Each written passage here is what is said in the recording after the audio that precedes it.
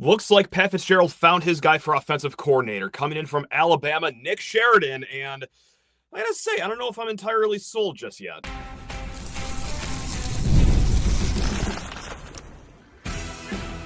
You are Locked On Spartans, your daily podcast on the Michigan State Spartans, part of the Locked On Podcast Network, your team every day.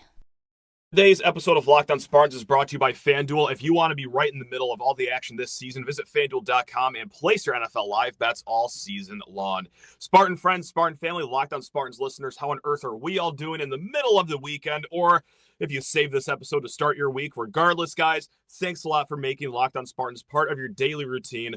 Right here, part of the #1 ranked Locked On Podcast Network. Please rate, review, subscribe, and comment below your thoughts on Nick Sheridan being hired as offensive coordinator here, because over the weekend, thanks to the guys at 24/7 Sports, Matt Zenitz, Justin Thind, they broke it that, yes, Nick Sheridan, the quarterback coach and co-offensive coordinator from Alabama, he's coming up to East Lansing here. We're going to start talking about that.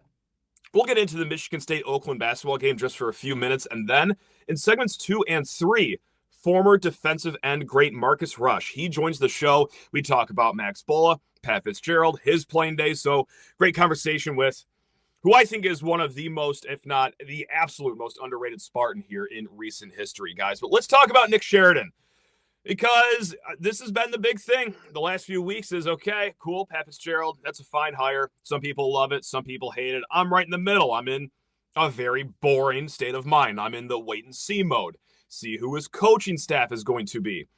I like bringing back Joe Rossi as defensive coordinator. I love, and I'm still stunned, they were able to get LeVar Woods, the special teams coordinator from Iowa. Obviously, I love that they brought Max Bullough back. But man, oh man, if there's anything that really did not go well at the end of Pat Fitzgerald's tenure at Northwestern on the field, it was that offensive side of the ball. So a lot of eyeballs and a lot of curious Spartan minds wondering who on earth is he going to bring in? Will it be anyone with Northwestern ties? Guys, it's got to be a good offensive coordinator. I know I'm stating the obvious here, but here he goes down to Tuscaloosa. Kind of like, yes, Nick Sheridan coming from Alabama, but he does have Michigan ties, and not just Michigan University, but, just being from the state here. This is Nick Sheridan, guys. Okay, and before, being the co-offensive coordinator at Alabama, he was at Washington as a tight ends coach 2022 and 2023. He was at Indiana as the offensive coordinator in 2020 and 2021. And yes, he did play quarterback down the road at Michigan. And I'm going to be honest, I don't really care. Look, not to disrespect the guy or his playing career or anything, but this isn't like Tom Brady, for example. The guy split duties with Steven Street. They had a 3-9 season.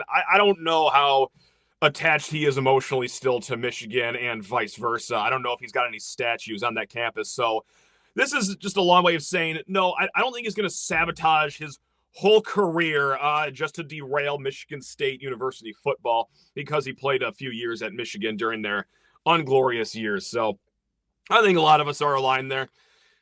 Yeah, that's a fun little tidbit to have on the Wikipedia page. Doesn't really bother me that he's a former Michigan player, whatever. Now, what I am a little inquisitive about is how this is all going to work, because, look, we brought up Nick Sheridan's name a few weeks ago, right? When we were talking about offensive coordinators, this was one of the whisperings that you've heard, is that he could be one of the guys here in the mix.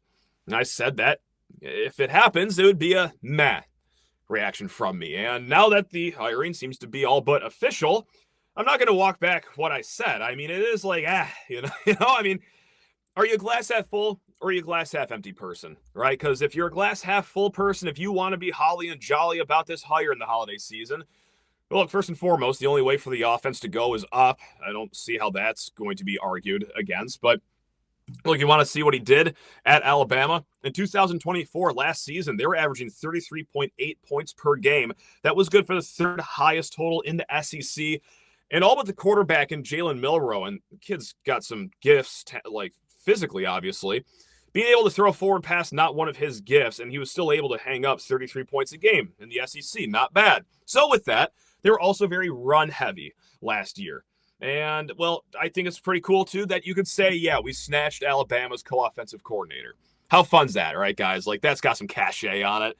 Now, here's where we go to the other side, though, with the glass half empty, because is there a reason why Alabama wouldn't fight tooth and nail to keep this guy as co-offensive coordinator? I mean, this is a guy that did lose play calling duties to Ryan Grubb when Ryan Grubb came over and reunited with Kalen DeBoer. Like that, I just don't know how bright in the marquee that shines right there. This guy primarily lost play calling duties to the other co-offensive coordinator that joined the mix here. Look, I know we just talked about last year's stats, how fun those were, how much they were able to run the ball. Of course, that is not the case at all this season. Alabama had the second worst rushing attack in the SEC, only ahead of South Carolina, second fewest yards per carry in the Southeastern Conference. So with that, they were one of the more pass-heavy teams, and that's not necessarily a bad thing if passing the ball is your strength, but you could also get into a situation where you're a pass-heavy team because you suck so much at running the ball, and I think that's what we saw here with Alabama. And I would be remiss if I didn't notice Ty Simpson, who had like Heisman Trophy chatter all around him at the end of October, slammed into a wall in November. Really regressed the last month of the season. So we're bringing over that offensive coordinator and quarterbacks coach. So look, am I poo-pooing the entire thing? Am I saying this is the worst hire in the world? No, he has shown that he can run a capable offense. Now, the type of offense that he likes to run, I believe it's more pro style than what we're led to believe this season with the pass-heavy scheme, but he does like his bubble screens. He likes to go horizontal with the ball. So, look, I think it's nice that he already has Alessio Milivojevic here. You've heard us talk about that, how high of a floor he already has. But it's kind of with the whole Pat Fitzgerald hire, which I hate to kind of say, because it is kind of a holding pattern of waiting and seeing what he's going to have to work with. I mean, he needs fixing on that offensive line here in East Lansing. He needs pretty much a new receiver core. Christian McCray is really your only top returning receiver from last year. You're probably going to have to add a new running back out of the transfer portal too. So we'll see how it works. But one thing is clear. It seems pretty apparent that this was Pat Fitzgerald's guy all along, and maybe this is why it took some time. He wanted for the first college football playoff game to wrap up. So, hey, you know what? Welcome, Nick Sheridan. I hope it works, obviously, but right now I'm just, kind of like this 5 out of 10. Like, okay, not the greatest year last year, and I think Alabama's a little more talented on the roster than Michigan State is, but they still weren't able to run the ball. But you are playing in a very tough SEC conference, but hey, the Big Ten's also tough too. Talking myself in circles around this, but yeah, go ahead. Just please just score points. My God, guys, we're going to talk about the basketball game just super quick here before we get to our chat with Marcus Rush and your Michigan State Spartans in a not nerve-wracking, but just I guess uncomfortable is the way that I would put this game. 79-70. Now in the second half, it kind of pulled away early. It was very reminiscent of last year's game against Oakland, actually, when it was a 1-point game at halftime. They put their foot on the pedal in the second half. Oakland fought to get this one, down to 5-6 points oftentimes during the second half. But look, I think it's a fine win for Michigan State, right? Like, there's no such thing as an awful win. Oakland University did shoot 45% from three. They hit 10 3-pointers. They went 12 of 13 from the line. I mean, look, anytime you can absorb that kind of shooting from another team and still win, you take that. And Michigan State won because, well, it always helps when you get 15 second chance points. Your defense gets 11 blocks. Yeah, it was a solid. It was fine, guys. I don't know. Some people, and whether that was on Twitter, whether that was the email inbox, whether it was just talking with my Michigan State friends, later in the night, a lot of people were a tad disgruntled with what they saw. I don't know. I'm not too bothered by it. I do like that Cohen Carr seems to appear that he's getting back on track. He's had kind of a lull here in the last 4 games.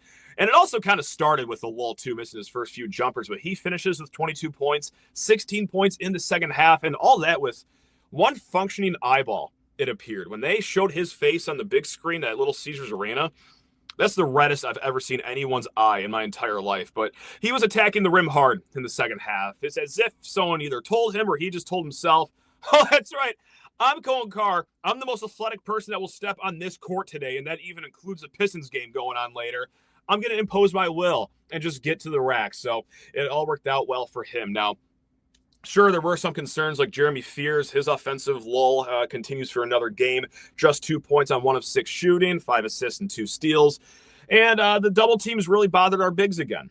I mean, they coughed up, I think, 11 turnovers as a team, many of those coming from the big men. But the reason I'm not panicking about this, we saw some odd lineups. We saw some guys get extended run that usually might not get extended run, like Jesse McCulloch, which I like seeing him play for quite some time, but he had 15 minutes, scored 8 points, which was great. Kurt Tang played a season-high 20 minutes. Trey Fort played 10 minutes, which was his highest in quite some time. So I think they're also just trying to figure out, okay, how deep can we really be in Big Ten play, and does anyone want to stick their neck out into who's going to take the Lions' share of minutes at this two-guard position, like we've talked about ad nauseum, guys. So coming up next for Michigan State, a 9-day break, which I think is really going to help this team. Everyone relax, enjoy the holiday season, come back renewed, refreshed for Cornell, and then right after that, on the road against Nebraska.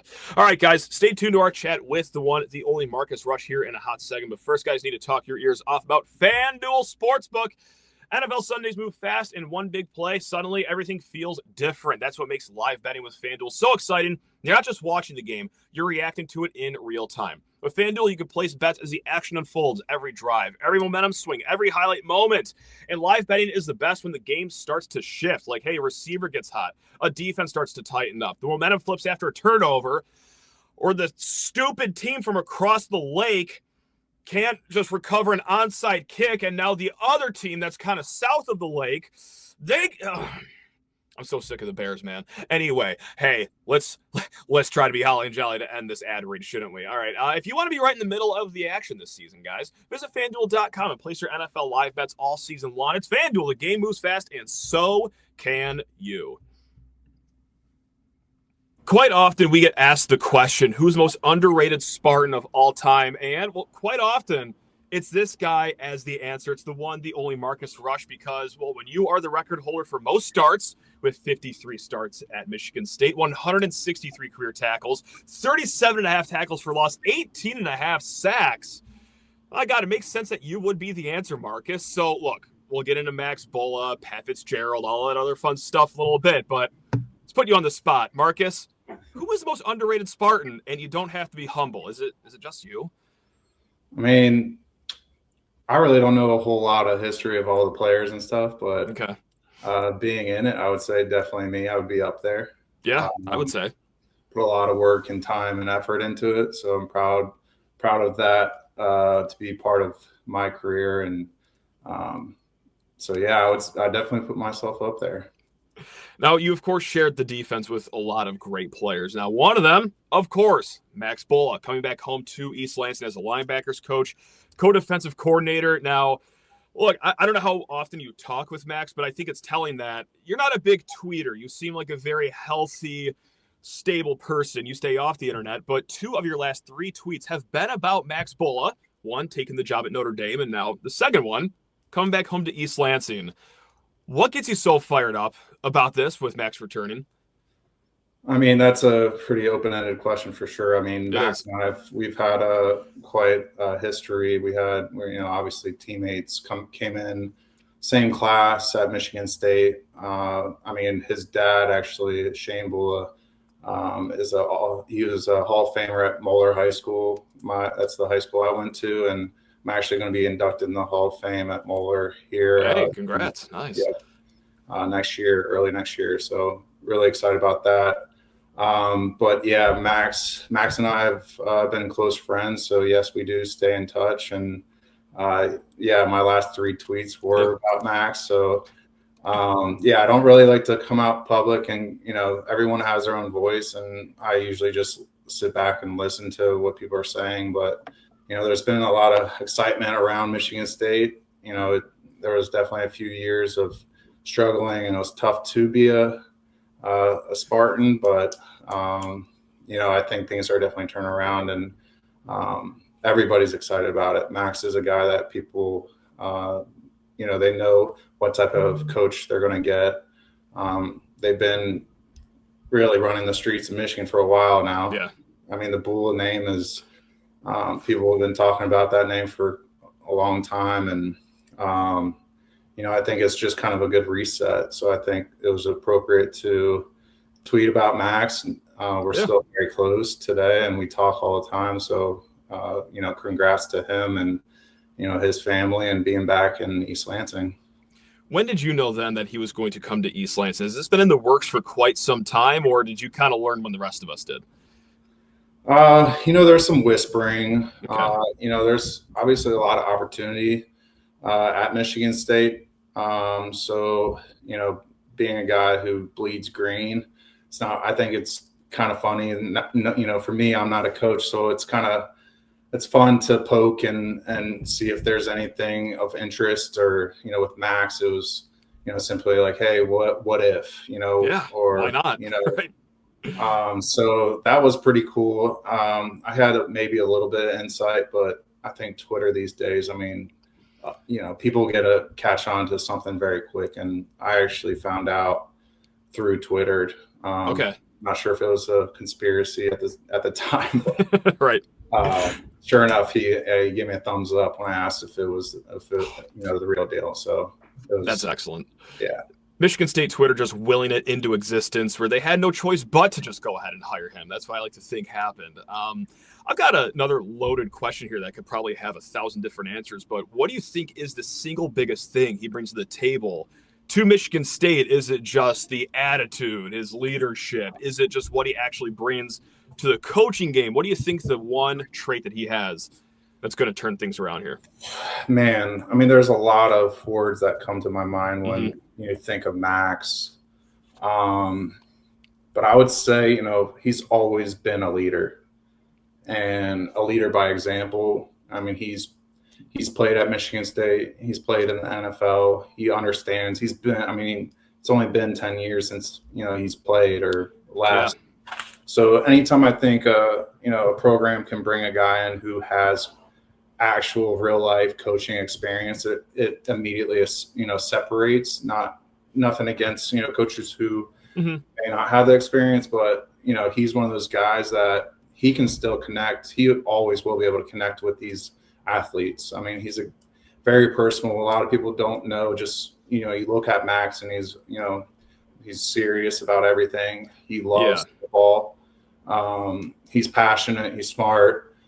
So it's easy to perceive him as a tough, doesn't really have a soft spot in his heart, but he's a guy that, at one time, I think he had like 3 dogs and then a kid on the way. And, it's just, he loves being around people, the energy. And I think, when you have a guy like him coming in a program that's lived on the streets, been around the program, people are going to react in a positive way, no doubt.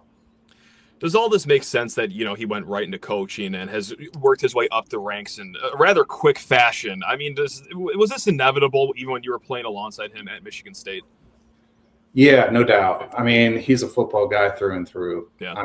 He's extremely smart. I remember in college he would step out and say, hey, I'm going to study for this finance test, and walk back out in 15 minutes. I'm like, a little water break and when I first saw that, I was like, man, this guy's probably not going to, he's not going to use this test by any means. And sure enough, he gets 100 on it. And it's like, okay, wow. He just does that, photogenic, very smart. People talk about how smart he is, and, he just understands football, and he can see the big picture. You see him on these podcasts or being talked about on the podcast about how smart he is, and they compare him to Luke Kuechly or right.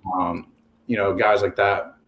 And I would say he has that ability. Plus he's got that personability, he can be personal with these athletes. So I think that long story short, I think he's like the perfect fit, and he was always the guy that people say he need to get into coaching. And, he could have done anything else he wanted to, but everybody else, I think, even himself, it's tough to live this life without football for him. Now, let's talk about his boss here for a little bit, Pat Fitzgerald. And back in your playing days, I believe that you faced Northwestern 3 times. You guys went 2-1 against them. They tripped you up in 2012, but you got the better of them the year before and the year after. So you are familiar with playing against a Pat Fitzgerald team. What's that like? What are you expecting to be brought here as early as week 1, year 1 to East Lansing under Pat Fitzgerald? man, I mean, every time we played Northwestern, it was, we were expected to win, which kind of makes it a little bit more difficult preparing. Okay. Because that Northwestern's coming in with energy. Their guys are going to be ready. They have a game plan, and but you also didn't want that to be on your losing record. Losing against Northwestern, not during those times it was you were expected to beat Northwestern. You're supposed to expect to beat Indiana, and back when we were playing, it's everyone we got to play well and win, because Big Ten it's not an easy conference. But that was definitely, I think, playing against Northwestern. They have some smart guys. I mean, it's not easy to get into Northwestern in general. Oh yeah. So I was thinking about that earlier. Is Coach Fitzgerald now, he's got, the book is open now. He doesn't have restrictions on recruiting. And then you got people donating money into Michigan State, and I think the last one was $400+ million, which is insane. It's not bad. It'll work here. It'll work. It'll work. So I think people are investing in it, in the program. They're Coach Fitzgerald he's doing a great job of bringing the right people, and Max was a big piece of that puzzle. And I think it's just like-minded guys, linebackers, toughness. They got the grit. They're all about leadership, and they're sure enough that the recruiting is going to be impressive too. Plenty more to come with our guy Marcus Rush, but first, guys, Game Time, the greatest ticketing app out there, might be a great holiday gift idea. Hey, I get it. It's crunch time for the holiday season. Stores are going to be crazy. Those packages that you shop for online might not be shipped in time, but what about the gift of an experience like, hey, a Michigan State basketball game, for example, or any sporting event, any concert, comedy show? Basically, guys, if there's an event that has a ticket attached to it, you can find them over at Game Time. Now, there's plenty of ways to save money with Game Time, right? One is, hey, just look out in the future. A few weeks from now, maybe you want to go to the MSU versus Indiana game. You can save right now with their flash deals, okay, guys? Even if the event is weeks in advance. Or let's say that, oh my God, it's game day right now. Well, you wake up on December 29th and the Cornell game is going on in a few hours. You can still save money, guys, with their last-minute ticket deals. Or how about another way to save? Because, guys, when you download Game Time, create an account. Use code LOCKEDONCollege. That's all one word, LOCKEDONCollege. You're going to get $20 off your first purchase. Terms apply. Again, guys, take the guesswork out of buying tickets with Game Time. That is code LOCKEDONCollege for $20 off. Download the Game Time app today. So I just want to talk specifically to on the field with defense, because obviously with 50-some career starts, you know what it's like to play defense. And then even in the NFL, you were bebopping around different teams. But as we're now almost nearly a decade, if not a little more than a decade removed from playing at Michigan State, on the field, what do you notice has changed about just playing on the defensive side of the ball here? Not like off the field with like NIL, transfer portal, but on the field, is there any big difference in the way the game is evolving that you've noticed? That's a good question. I think pass rush is, becoming more and more important in this game.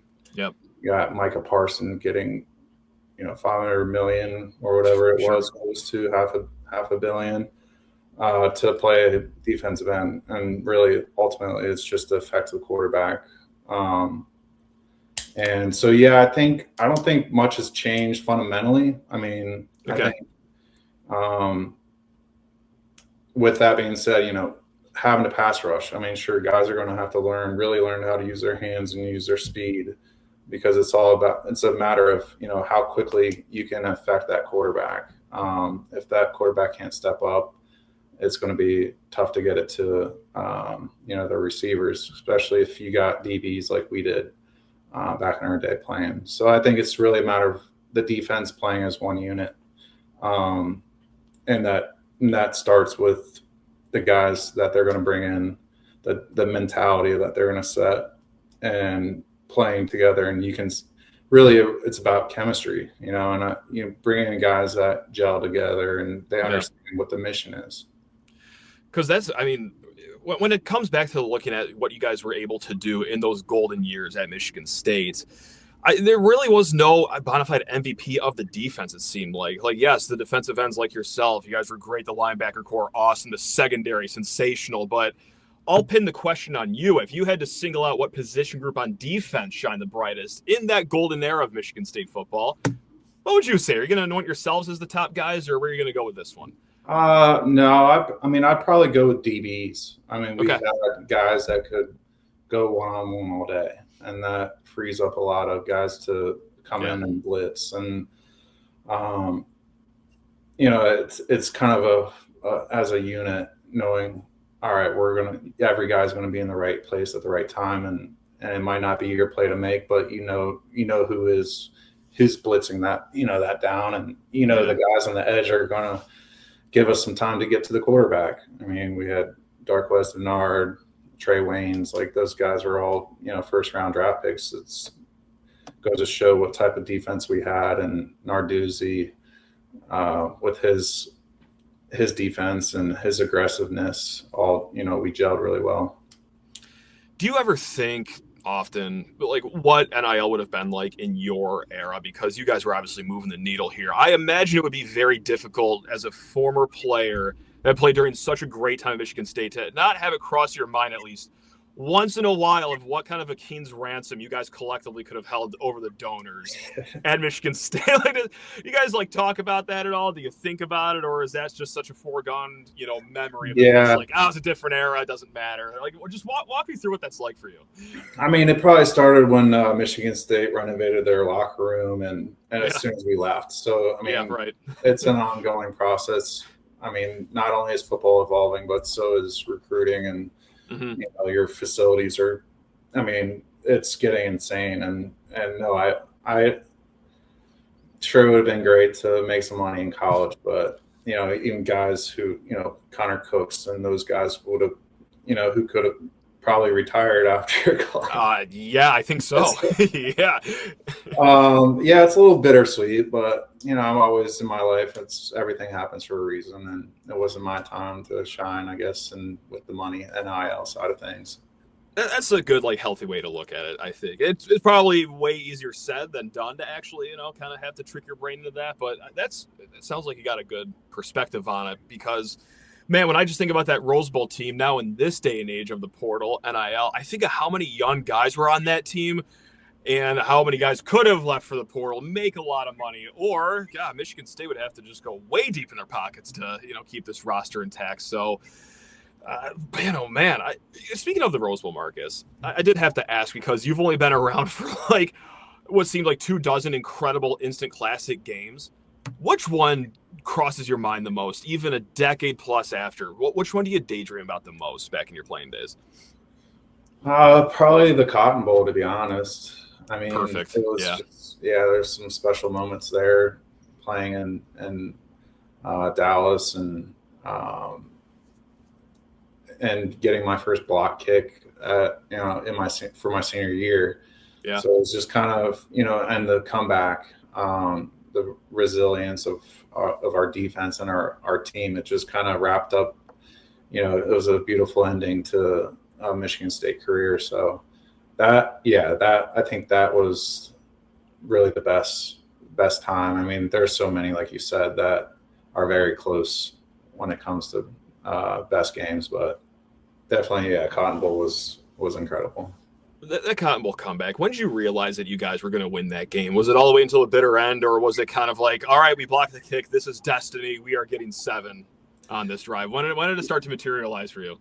I don't think that's part, our defense especially, we were always confident that we're going to turn things around. Okay. And being in the situation we were against Baylor, we knew that it was just a matter of time when momentum's going to swing in the right direction. We're going to make some plays, and it'll all work out as long as you have that mentality that things are going to turn around. And there's always swings in a game, and you got to deal with adversity. So that's what we did best. So that confidence and and just being in that stadium and everything just kind of worked out. It seemed like you guys always played with that poise. There was never really a panic. Even going back to that Rose Bowl, Stanford takes an early 2-possession lead, I believe, if memory serves correct. Who did you guys rely on for that? Was that all Coach Narduzzi? Was it, just leaders in the locker room? Or I guess where did all that poise root from? I think it starts from winter conditioning. You build your chemistry isn't built during the season. It's all off-season programs and, sweat and tears and whatever. And I think that's really what gels a team is those tough times. Coach Manny, our head strength coach, we went through some brutal times in winter conditioning. And that's what I've heard. I've heard it's grueling under Coach Manny. So I'm glad to have just been a student section member for those 4 years. Spring ball camp, it all, there was never an easy practice. Or, we're not going light. We're not just doing shells and, patty caking. It was always very physical. And that kind of stuff, that toughness, that all goes into the season. And then when you start playing together, you start understanding like how we play together, what kind of, what does Narduzzi want from us in this game, and trusting a full circle is, I think that builds the trust and because you don't want guys to start questioning like, man, are we going to actually win? We never, not one guy on that team believed that for a second we're going to lose. And that, like I said, that all starts from, the off season, which sounds, right now, I can't imagine what they're going through right now with winter conditioning. I also quite literally cannot imagine. I've never had a workout regimen, anything close to that. So God bless them. Hoping for the best for them. And I'm sure they've got this. Yeah, they'll weed some guys out. I think that's the process is who really are the tough guys, because those guys will walk out of the building pretty quick, I'm sure. So I can't thank you enough for your time and talking about everything that we've already discussed. And also, hey, thanks a lot for just delivering so many great memories when you were playing for the green and white here. Absolutely. Before I let you go, I do have just one more question. I know you burnt your redshirt year and everything, and it's been quite some time since you've played, but Michigan State does need an edge guy, a defensive end. Marcus, Pat Fitz calls. They say we randomly found another year for you. Are you ready to play this year? Can you give us like 30 snaps a game, you think? Yeah, I think my upper body is. My lower body probably isn't. My knees are definitely starting to feel those 53 starts. So I'm sure. I tried playing some basketball with some buddies at my old high school, and that floor doesn't feel too good on the knees. Shoot. Okay. All right. Well, we'll try to get like some soft turf or some extra lawn cut grass there at Spartan Stadium for you then. Okay. Yeah, we can work on the recruiting, get some guys with some nice, fresh knees, and I'm sure they'll be all right. All right, some young knees might actually be important in the game of football. Okay, fair enough. All right, well, hey, Marcus, again, can't thank you enough, man. This has been awesome.